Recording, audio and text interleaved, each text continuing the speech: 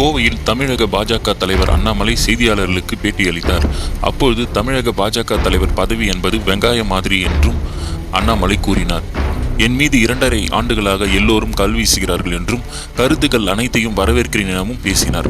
இது தொடர்பாக அண்ணாமலை கூறியதாவது: மாநில தலைவர் பதவி என்பது வெங்காய மாதிரி. இதை ஏற்கனவே ஒரு இடத்தில் நான் சொல்லி இருப்பேன். உரித்து பார்த்தால் உள்ளே ஒன்றும் இருக்காது. அரசியலில் நான் எப்போதுமே பதவிக்காக வந்தவன் இல்லை. பதவியை தூக்கி போட்டு வந்தவன் நான்.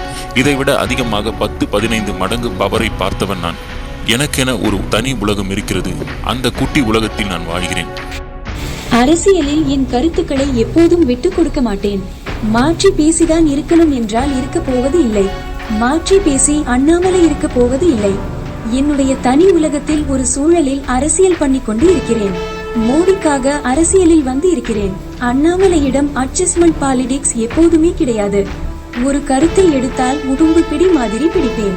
இன்னைக்கு அந்த கருத்துக்கு நேரம் இல்லை என்றால் 5 வருடம் கழித்து அந்த கருத்துக்கான நேரம் வரத்தான் போகிறது.